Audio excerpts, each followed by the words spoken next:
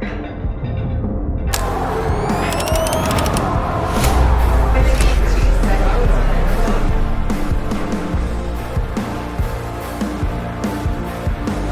right, welcome back.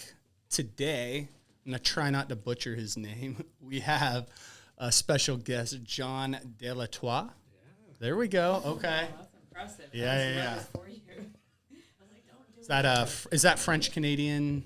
French. Yeah. Okay. Yeah. Have you been to France? I have been to France. I was just in France this summer. Yep. How was it? It was great. Phenomenal. It was my favorite part. I liked it. We went to France and Italy. I love both for different reasons, but we were in Nice area. Like Saint Jean Cap more. It was really cool. It was really neat. Yeah, I thought it's kind of like Italy a more, little but bit. Yeah, it's pretty, that part of France is like influenced by Italy because it was part of Italy, I think, at one point in time. But yeah. Have you been to France? No, I have not been yet. Yeah.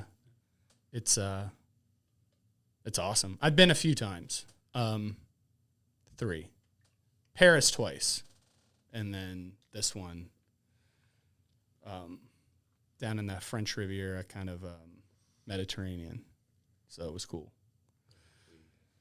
So really happy to have you on. And big reason I wanted to have you on was you've just been really cranking and getting after it, particularly these last 6 months, I would say. And I just wanted you to kind of walk us through. We'll get up till now, but maybe walk us through your fitness background, just growing up, where you're from. And then we'll kind of evolve it because you have a big story that takes you from start till where you're at now, and then there's even some of it here at the gym where you started off kind of working out on your own and then started to dip your toe into things, and now you're just cranking all cylinders on everything. So I think a great place to start is just take us back to when you were a kid, being active, maybe sports, things like that, and then kind of bring us up till now. Sure. So I grew up in Massachusetts, and the neighborhood I grew up in, we had 7, 8 kids, all around the same age. So we were always playing sports, riding bikes, climbing trees, doing those sorts of things. My big sports were soccer, hockey, and then racing. Yep. Which we'll get into. And I did that for, I started skating when I was 2, 3 years old. That's my first memory in life. Ice skating? Ice skating, yeah. Cool. Yeah, and then, of course, that turned into hockey. Soccer, we would play a couple times a year, spring league, fall league. That wasn't maybe super competitive, but we did it pretty consistently. And then racing was probably 8 or 9 years. And what type of racing? Motocross racing. Oh, okay. Dirt bikes. Okay, yeah. Neat. Yeah. Cool. So I started that when I was 7 or 8, and then did that up until 16. Very cool, very cool. And then, so with the motocross, and that kind of takes us to a big spot in the story. Kind of take us through what that was like. I had a dirt bike growing up. I never raced it,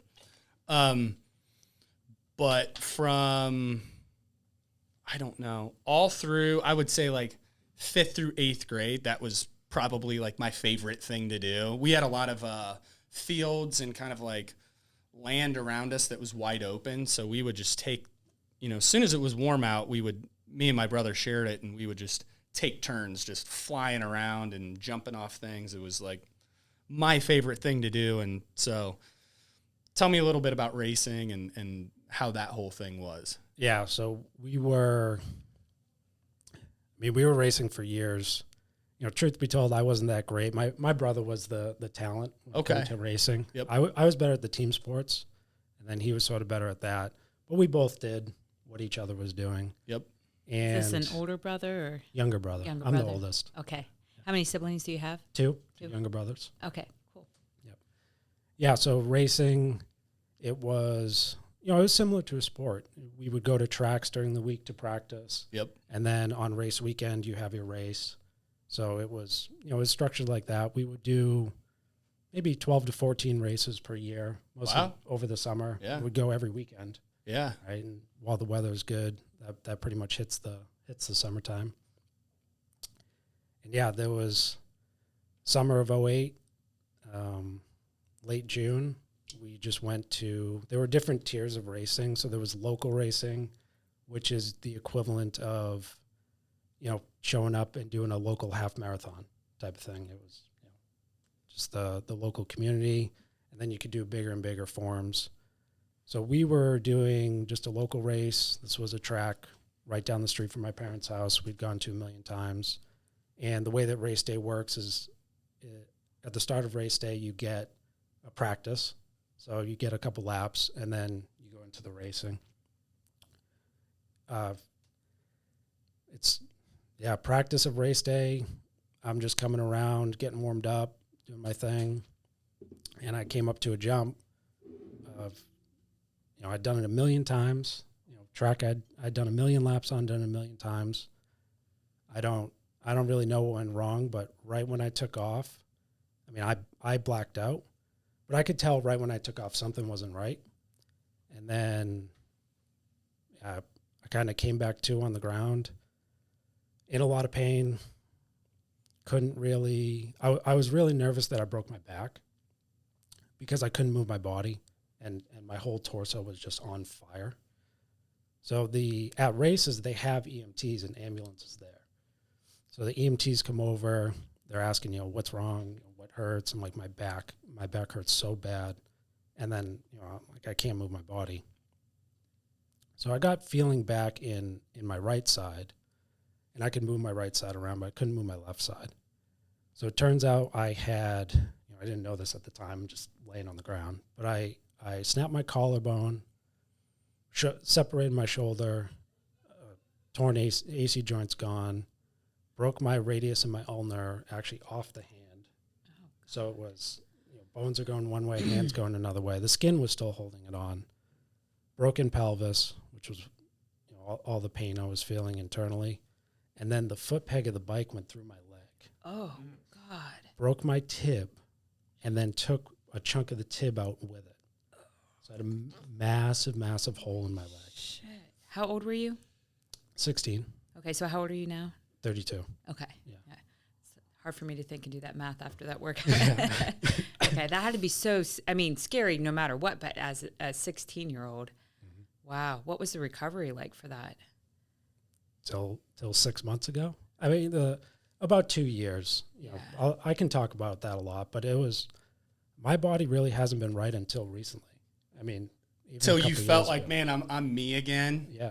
Wow, that's crazy. been the most recent thing. Yeah, is I feel great now.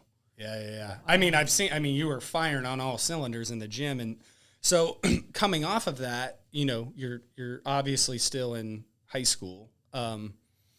What did that look like?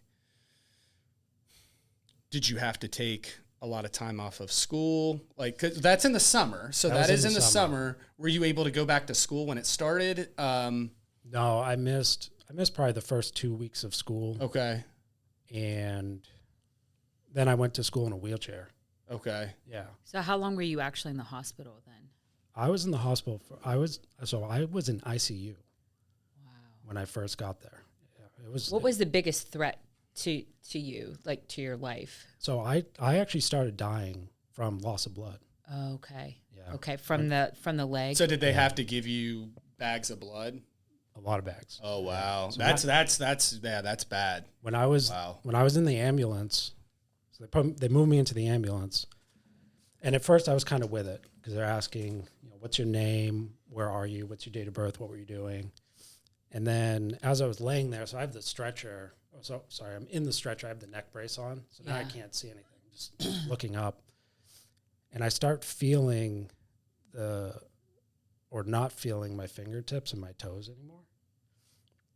I'm like, oh, that's not good. I've never felt this before, and that's not right. So then all of a sudden I'm physically in the ambulance, but mentally my mind goes, and I feel like I'm in a movie theater, and my life started playing before my eyes. Oh my God. So was that like a near death experience? Do you feel like? I got real close. I can talk you through it. Yeah, if you want to share, I'd love to. Yeah. So I can't feel the tips of my fingers, tips of my toes. And now I'm in a movie theater. So before I'm here, I see you, we're talking. Yeah. And then now I'm not. Right. I don't know if I'm talking or not, but I am not here. Yep. And I remember being a 2-year-old kid, going to the rink. But it was different because at least when I remember things, you might remember one of the sensory components. You remember the sights, you remember the smells, but it's hard to link it all together. Yep. Yeah. This was different. I was in it. Wow. The smells were there, the sights were there, the sounds were there. Wow. The detail was incredible. I could see the anthill on the ground type of thing. And so that memory plays out. All I did was I just went skating, I had a good time. And then it was almost a scene change. And then now I'm a little bit older. And now the loss of feeling is up to my hands and my ankles. And and I can start to feel the bleeding. So that was when I realized, oh no, my life is playing out before my eyes. So you were aware that this is almost like a near. I'm having a near-death experience. I'm bleeding out. Yeah. I figured it out. I mean, it's not a near death when you're in the middle of it. It's like I'm dying. It's happening. Right here. It's happening. Right. This is happening to me. Yeah. Wow. Yeah. Goosebumps. This is crazy. So I know I'm bleeding out, and also the cadence of what the EMTs were doing, it's starting to pick up. Yeah. And I'm no longer really responsive, or at least in my head I'm not, because I'm just stuck in this movie. I can't get out. Yep. And part of the scary part about it is every time, so the memories would advance, I'm getting older, and I couldn't get out of it. So I remember trying to, hey, let's slow this down. Let's go back in time, right? I'm trying to game the situation, and you cannot do it. Do you feel like it was taking you to parts of your life that were meaningful? Yes. Because now this is totally separate, but we've both done like a hypnosis for past life regressions, and it was similar to that, like different parts of your life. I've never talked to someone that's had an experience like this. It's so amazing. So do you mind sharing like what was the next point in your life then after like the movie theater? Oh, so that is, it just ramps up from there. So the movie theater is, of course, kind of an analogy, but that's what it feels like. Okay. And the movie of my life is playing out. I see So what it's you're saying. by I scene, see what you're I'm saying. getting older. I'm getting Okay. older. And every time I get older and the scene changes, I can't feel more of my body. You're getting more numb. The blood's not getting Yeah. down to the appendage anymore. Because when you're bleeding out that bad, your body pulls all the blood into your trunk. Yeah. So the link that's happening is I'll be in a memory, the memory ends, a couple heartbeats go by, and then I have less of my body, right? So it's coming up.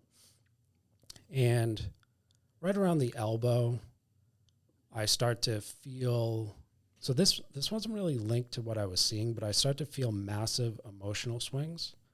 So at first it was more like anger, like a rage that I'd never been that angry in my life and still haven't been to this day, just massively angry. And it wasn't about anything I was seeing. It was just an emotion. An emotion that comes over you. And then the next real emotion, so this is all playing out simultaneously, was kind of a sadness, maybe call it like a depression sadness, but very extreme. Yeah. The trough was really low on that Yeah. one. And then now so things have advanced, and my heart's starting to feel pretty weak. So at first I was kind of trying to slow my heart rate down, because in that situation, your heart rate's really high. What just happened to me? But I also figured out that, every heartbeat I only have so many heartbeats left. All right. So I'm trying to slow down. I'm trying to calm down. But then now it's going the other way, where the heart is, I'm starting to feel very weak. And each beat, I can tell there's just not a lot of blood left. Like it's really starting to go. And the auditory, some of the auditory things I'm hearing the, stay with me, buddy, hang in there. And I remember starting to essentially just make peace with life. that's probably the hardest part to explain. But I'm getting close to the end of this movie, which just means we're coming up to present day, right? So I've kind of gone through my life, had a great life, great friends, family, great experiences, and just starting to make peace with it.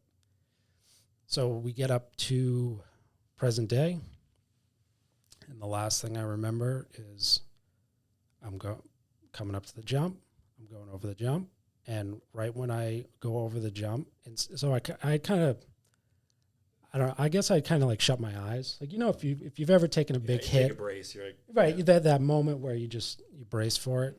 But now I go over the jump, and instead of going black, everything goes white. Oh, wow. And then I woke up later in the ICU. That was it. And I had made peace with life. I knew, hey, this is it. This is over. Wow. Very thankful for the time I had.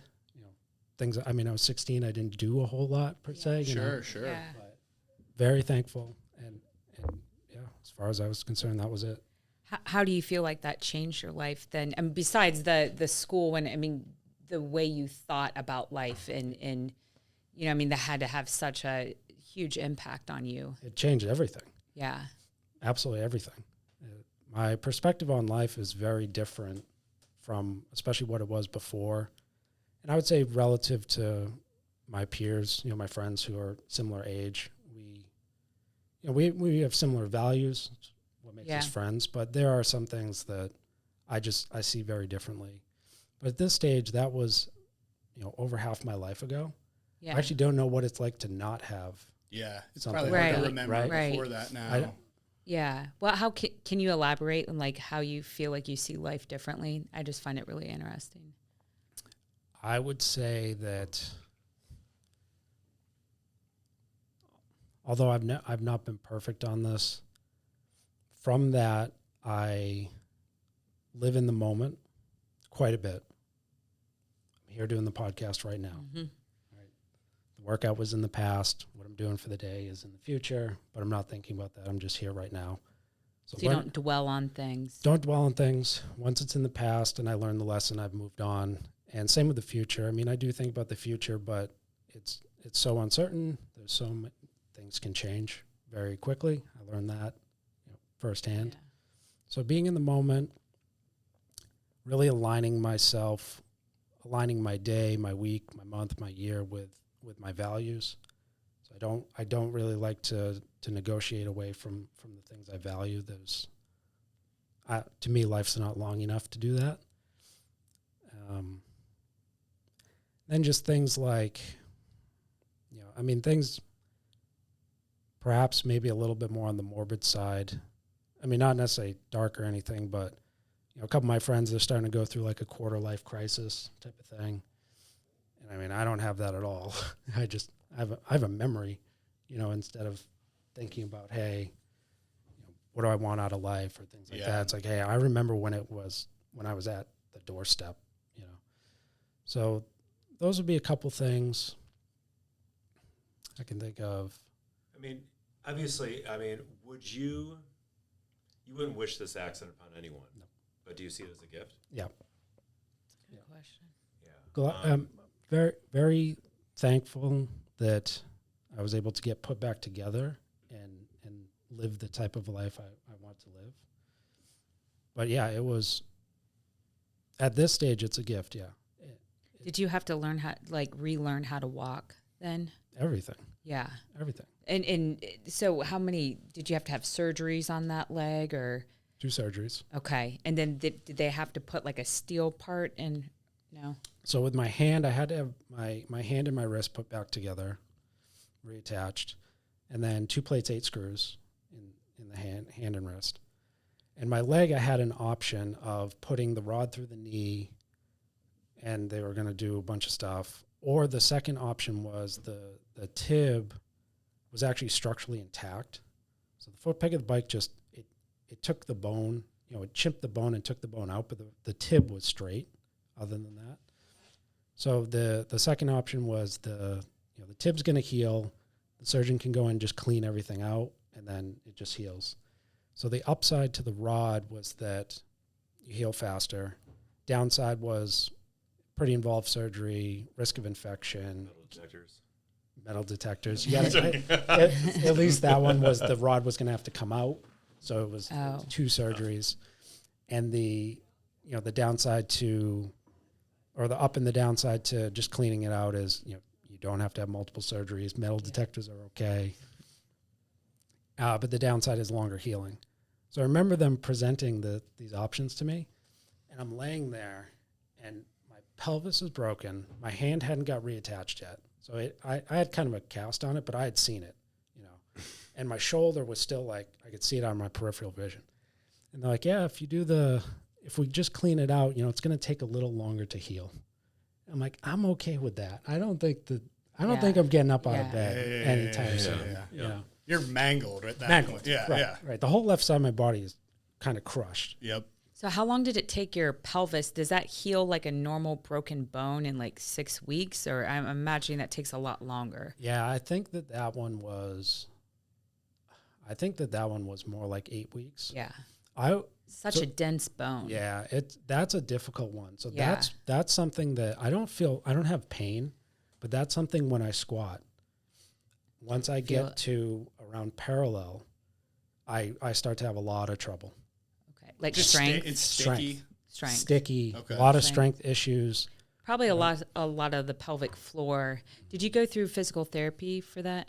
Not for the pelvis. I did a little PT on the wrist and the leg, but nothing I'm just saying, it's very different, but like, when women have babies, they have to retrain that whole pelvic floor. Probably a lot of like what we do postpartum would apply to you, just because you couldn't activate those muscles for so long. Post-mortem for him. Yeah.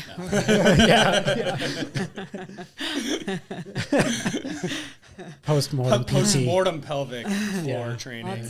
That's so wild. So did you go back to racing after that? Not right away, but I did do it again. Okay. I didn't want to have my life go by and not get back on the horse, if you will. Did you check that box again? Did you do another race? Did. Oh, wow. Yeah. It wasn't until 6 years later, and I just rode around. And, but it's like anything. If you can go to the open track days, just ride around. Yeah. If you stay within yourself. Yeah. It's it's more risky than. Did you ever figure out what happened then? Okay. I don't know. Because you felt like something was wrong with your bike or something. I don't know. I don't know, because when the bikes can break, and I've actually had a bike break on a jump before. Yeah. But what happens when the bike breaks, especially on the start of a jump, is the bike goes completely away from you and forward. Yeah. And one thing you can do is the bike goes so hard away from you and forward is you can step away from the bike. Okay. And this was a little different because I couldn't get away from the bike. I don't know. I don't know what it was. Yeah. Maybe it could have, but it didn't. Didn't feel that I'd way. had that happen before, and it was a little different. Yeah. Do you have kids? No. If you did, would you want them to race? Would I want them to race? I don't know that I would. How would you feel about it? If they wanted to do it, I would let them. Yeah. Yeah. I was thinking at the beginning of your story, like, oh, that's so cool. We should have Oscar do that. And I'm like, oh, maybe not. But it was, if you do anything active, there's risk, there's right? always risk. I mean, people say the same thing with CrossFit, right? And I'm like, you can go out there and run marathons and have your body be real messed up, or soccer and soccer leagues, especially after college and stuff, people get hurt quite a bit. In hockey, every year, somebody goes into the boards weird, whether they get hit or not. They're paralyzed or, something bad. So it carries more risk than other things. But if they wanted to do it, I would let them do it. Yeah. I would say I probably wouldn't push towards it. Yeah. Did that take you out of sports then? So was that in between your sophomore and junior? Yeah, that was sophomore to junior year, and sports are all done. When I got out of the hospital, everything was still broken. I was 110 pounds. How much did you weigh going into it? I was probably 145-ish. Yeah. Similar height to what I am now. I haven't grown that much, but at that age, you're starting to get muscle, but not quite. Yeah, you're gaining some weight and stuff. Yeah, gaining some weight. Yeah. But yeah, it was, sports are completely done at this point. I mean, it was, I couldn't do anything for 2 years. Wow. And I can tell some quick stories about Yeah. that, but Yeah. so give us just a cliff note of that, and then we can kind of go after that. Yeah. Yeah, the two biggest ones were, this was right at the end of so I'd been in the hospital for about 2 weeks, got the surgeries, everything's good, gonna get sent home. Doctor comes in, okay, we're gonna send you home soon. Why don't you try to move around a little bit? I hadn't moved for those 2 weeks. I would just lay there and just be awake and then go back to sleep, because I was getting magnesium and phosphorus injections that I was so low on everything. So I started trying to move around. And other than moving my fingers, I can't move. A couple nurses come in and they help me lean forward to try to start moving. And it was a single sheet of paper. You hear the tear, like, and my whole core, my whole trunk, everything just tore. And the cliff notes here are Like what tore in there? The muscles? Or what the muscles weren't there anymore. The muscle fibers tore. Oh. Yeah. Oh, gosh. So I get a bunch of scans. Docs come in and say, "Hey, look, this is your body ate all your muscle." So I didn't have that much fat on me. Ate the fat a long time ago. Ate all the muscle to survive. To try survive. Oh, wow. Right. So you're not going to be able to move your body around. So my first movements were a nurse or somebody else, say to extend the arm. I would go as far as I could, which wasn't far, and then somebody would extend it until we heard the tear, and then stop. Wow. Now that is that tearing? Is that painful, or is it just like is it a feeling, or is it like is it a Like pulling a muscle kind of a thing? It's a pulling a muscle. Well, so one thing. It's working it, though, right? Yeah, like yeah, these yeah. small tears, like to break it down to rebuild it, to break it down to rebuild it. Right. Yeah, but it's just so small what you can do because of what you've been through. Did you go through a depression then after that? I mean, I just can't imagine being that age and having something so overwhelming. Or did you feel just so thankful that you were alive? So year 2 was harder mentally. At that point, yeah, I'm just so thankful I'm alive. I don't care. And to your question, the pain, at first it was painful. I wouldn't say it was excruciating pain, but it was the muscle's torn, right? So now it's like going in the gym, doing hard sets, tearing something. Mm-hmm. You got to take time off. You're very sore. I'd wake up from a nap and just be sore all over. But yeah, that was the level I was starting at. Wow. I can't move my own body. And when I do, it's, I'm down for a couple days while the muscle rebuilds. So, I mean, I'm just thinking about the things that I was thinking about as a junior in high school. Like, did you go to prom? Did you date? Did you feel like you could have any sort of normal high school experience after that? More senior year. Okay. Junior, none of that. I was in a wheelchair, and then I was in crutches. And then the main thing with the year 2 is, so year 1 goes by, and now I can walk and move around on my own. But I would have things that hit me hard mentally all the time. I would get up and try to open the fridge, and I couldn't open the fridge from lack of strength. Yeah. Because I'm just not, there's nothing really there. Yeah. So the hardest hit in year 2 is, the main form of exercise I would do is I would just juggle a soccer ball. I would put my iPod on, juggle a soccer ball, and just try to get through as many songs as I could. So if I could get through more songs, that was the progression. And I decided, it's over a year past the accident, and I wanted to do some pull-ups and push-ups. So my parents' house in the basement, we always had free weights, pull-up, push-up. My dad especially he's very active. So I thought, all right, I want to try to do, and at that point before the crash, I was doing a lot of pull-ups and push-ups aside from just practice and sports and all that. So I wanted to just try a pull-up. I just wanted to try a push-up. I was feeling great, way out of the cast. I know I'm weak, but I feel a lot stronger. I go down, I try to do the pull-up. Pull-up doesn't happen. And I get into push-up position, feel fine. I come down to the ground, and then I can't do the push-up. Right? So I'm like, try to go, nothing happens. take a second, try to go, nothing happens. And then after the third one, I remember that what hit hard mentally there is I was like, I am too weak to do a single push-up. And not only am I too weak to do a single push-up, I can't even do half a push-up to get out of this, right? If you think about when you fail a set of push-ups, you kind of do half a push-up to kind of worm your way out of it. Yeah, yeah. I can't do that.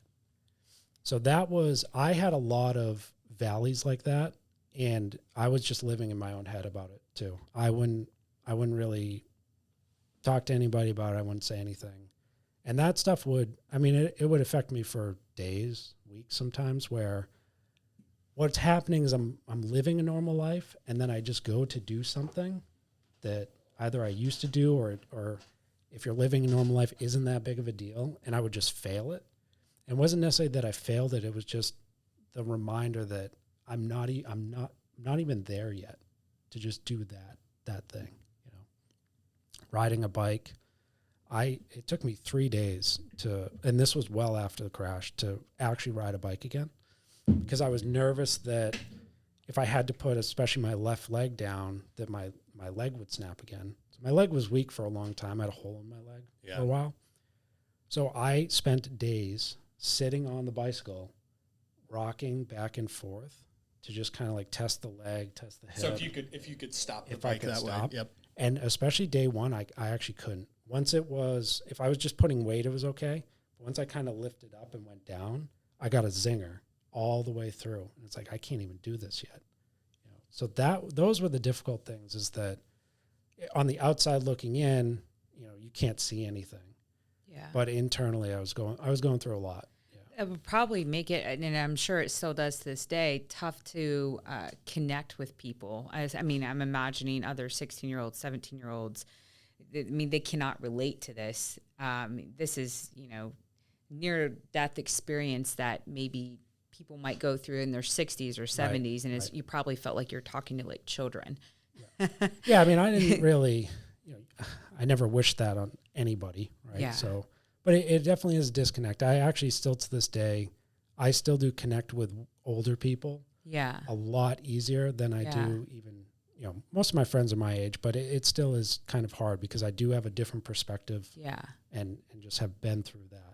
Do you think it's mainly worrying about certain things that you feel like are petty, inconsequential? I don't, everybody has their own, everybody's low is a 10 out of 10 low, right? And everybody's high is a 10 out of 10 high. So I'm not really the type to say, hey, I went through this, so what you're going through isn't bad. Yeah. There is a disconnect, though, of the types of things they get worried about. I empathize with them, but I can't feel the same about it, having gone through that. Yeah. Wow. So where I want to kind of take this is like, so as you, couple years out, you graduate high school, you start to get into college or, post-grad high school. From a physical activity point, where do you start to maybe get some more confidence until like maybe what leads you up to, coming to our gym? Like what types of things did you start to do to like get yourself to feel better? What did that progression look like? Yeah. So at this point, competitive sports are completely done. And I was just in such a bad mental state too, that, hockey was something that I was really good at. And, a couple of the people that I had trained with, my dad actually used to be a hockey skills coach. And over the summer we trained Adam Gaudette, who's in the NHL, Michel Picard, who's a multi-time Olympic medalist. So I was sort of, at least, at that age, at that level. And I had almost I had a very negative view about sports, meaning that it wasn't like I didn't like them, but I just didn't want to be involved. Yeah. Because I knew, it was mostly I just knew my body couldn't do a lot of things that I would want to do, right? I'd want to just play as is, and I knew I couldn't. So I didn't do anything as far as sports related for a long time. The biggest thing that sort of got me back on track is when I was an undergrad, there was a group, the fitness director at the gym would host a group every Wednesday, and it was just a workout, but it was pretty competitive, and we compete on the rower and bike. Concept 2 rower. Yeah, we talked about that. Yep. And I just got involved with that. I don't remember exactly how it happened. Just I'm there. Hey, let's do this. And I had never rode before too, so I was pretty bad at it, and kind of liked the challenge of, now that's my first stint into, say, group fitness. Of hey, we all get together. We're trying to do. He would split us into teams. Team 1 versus team 2, maybe teams of 3 or something like that. And it was, the workouts were simple. Maybe we're just trying to row a 10K as a group. Or we get, one thing that was very common is 2 minutes on, 2 minutes off. So I go 2, then you go 2, and we just keep switching. Yep. And that was my first real step back into being active and doing anything. Is, I started in the group, I'm dead last. I don't know how to row. I don't know how to do anything. I'm uncoordinated, not strong. And this was probably 2011. And then each year I took that group a little bit more seriously. Started doing more outside the group, and I would still go to the gym, but I was just a couple sets of curls. I would do pull-ups and push-ups again, but I wasn't really pushing them. I was just doing them just to do them. And 2013, I remember taking it very seriously. I just wanted to get good at it. There was no prize for it. I just wanted to do well. And I would work out with the fitness director, and that was my first exposure to CrossFit. Okay. So one day, so what we would do is we would do something. Wednesdays we would compete, always row or bike, sometimes ski erg, if the numbers were right, because they only had a couple ski ergs. But there were a bunch of rows, a bunch of bikes. So we would do Monday, Wednesday was competition, and then Friday on the rower and the bike. And we would just do training around it, sometimes technique, sometimes sprinting, just general conditioning on it. Yep. And then Tuesday, Thursday, I started working out with him, and he started pulling CrossFit workouts. So he would look up the WOD. WOD of the day, yeah. And then we do either the WOD as is, or we might modify it, but it wasn't a whole lot. And he favored, he was a gymnast as a kid. So he favored more of the pull-ups, the push-ups, body weight squats, things like that over like the cleans and all that. So we would do Cindy's. I did a bunch of Cindy's. And now at this stage, I'm taking fitness way more seriously, and I'm seeing the results, starting to do a lot better. So I ended up dropping a bunch of time. The 500 was our benchmark for the types of workouts we would do. Dropped a bunch of time off my 500. Started feeling good physically, and that was pretty much the precursor to moving into this. And then I graduated. I moved out here. I didn't really do a whole lot. So my best friend he's really into powerlifting, and I would work out with them, but I never competed or anything like that. That was. I like it, but that's where all the injuries show. Once the weight gets heavy, I fatigue very quick on the left side.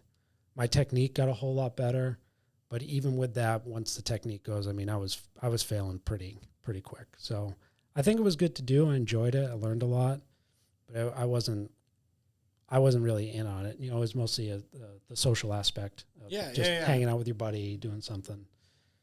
And then coming in, over to the gym, he had actually moved to the area. I was looking to move. I moved to the area. What we liked originally was that we could do the barbell. Yep. Right. We could just come in. You can use it as a regular gym if you want, 24/7. I was working out at the usual times, 5 to 7 p.m., but you can come in whenever. Yep. So that was really the selling point on the gym initially. And at this time so I actually started playing hockey again, just a beer league in the morning. So I'm playing hockey, coming to the gym in the afternoon, working out with him, doing mostly powerlifting. What got me into it is I would do at least once a week. I would go over and I would do some sort of a row bike, mostly bike, but a row bike workout. If I didn't play hockey in the morning, I would do it at night, maybe on the weekend. So I started seeing REV.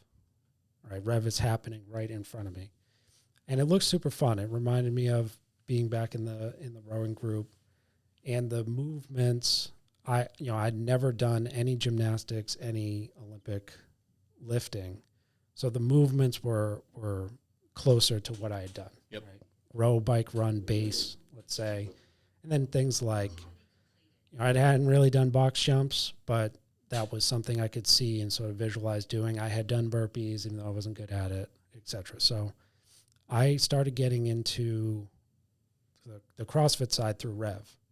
And that was December of last year or January of this year. I'm not entirely sure. Get into REV, start doing REV classes. I really like it. Now I'm back in a sort of a team atmosphere or group atmosphere. And the workouts are going really well. My body feels better than I thought. I didn't know how I would handle box jumps and even just burpees, kind of being up and down. But everything's going well. And I had switched up my membership and everything. I did a few CrossFit classes, but I was cherry picking those very hard. If it was a workout today where it was just all row, I'd show up. And other than that, that was it. So what got me really on the kick, lit the fire, is the Open comes around, and I came in to do. I didn't sign up or anything. I just did it unofficially, and I workout 1, I failed workout 1, and then I come back the next week, workout 2, I failed workout 2. I mean, technically I couldn't even do it because I couldn't do double unders, right? And then workout 3 comes, and I fail workout 3. It's like, all right, this is a pretty big challenge here. And it just, like I said, it just lit the fire. It was more of a challenge. I want to get these skills. I want to start chipping away at this challenge stuff. Accepted. Yeah, right? yeah. I mean, that's really what neat. it was. That's really Then from there, I kind of over time, I was actually doing a lot of fitness, maybe even too much, because I was still playing hockey, still powerlifting, doing the powerlifting with my buddy. Now I'm doing REV classes and starting to do I was going to say, I think you still do too much. Well, I still do a lot. I see you. I'm like, don't go to REV. You're like, okay. Yeah. But on a roll. Don't stop him. I mean, similar to what Brandon was saying, that I feel very good doing that. Yeah. So even aside from trying to get better and trying to do more, that's just such a core part of my day. I won't. Yeah. I mean, unless I'm injured, I'm not going to let that go. Yeah. It's just, that's a non-negotiable. Yeah. So that's when I sort of, okay, if you want to get these skills, you want to be able to do this, I know I got to start. I can't cherry pick class anymore. I got to just go to class, start doing it. And at that time I was actually doing a lot in terms of fitness, and I just got to some forks in the road, and it was like, all right, I'm not really playing hockey right now. My buddy's schedule changed, my schedule changed, so we just lift occasionally. Yep. So now I'm just pretty much all CrossFit and REV. I really like to do REV. I like to just sort of move that way, and having a workout too where the gymnastics and the Olympic lifting, I think it's from where it's starting to go well. But that is the stuff I notice that takes a lot out of me. I get fatigued pretty quick, even at lightweight. And that's a lot of neurological training, especially the Olympic lifting. So I'm sure your system is just like kind of coming, still coming back online. I have to focus through every part of every rep. So when we were doing the thrusters, was that last Friday? I think. Yeah. Last Friday, you were on 2, and I was starting to do 1, and I was moving pretty much as quick as I could with pretty lightweight, because everything is, I'm doing kind of an internal check. Hey, how does my body feel doing this? Right. And every movement is, okay, did that go okay? Well, I was just thinking as you were saying that, I wish more people would pay more attention because that's how you don't get hurt, is to like be focused. And I have a group I'm going to run to now, and there's a couple guys that are a little older, and one he just doesn't take his body seriously. He reminds me of like a big puppy. I'm like, dude, you're going to hurt yourself. Pay attention to what you're doing. It's just like, I'm fine, and let everything fall everywhere. I'm like, focus. He will just be like so excited, not paying attention, and he always gets himself hurt. So it's smart to do that and just kind of, they'll come back quicker and quicker, but it's like you have to retrain those systems. Right. So it's going very well. It's getting a lot better. Kicking ass, yeah. Well, Especially when we did our max bench, I know that you were like, I don't think you had pushed anything that heavy with that AC joint that you had talked about in a long time. And you're like, we'll see how this goes. And then, you know, that 235 just boom, shot right up, like no problem. And you're like, okay, like, this feels pretty good. It feels now. pretty good. Yeah. My body feels the best it's ever felt over the past 3 to 4 months.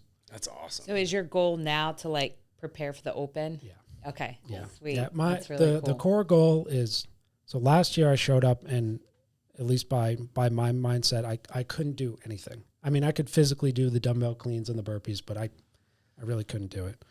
So the goal this year is to show up, look at the workout, and be able to do the workout as is. That's cool. It's been great having you on. It's such a cool story. I could talk to you all day about it.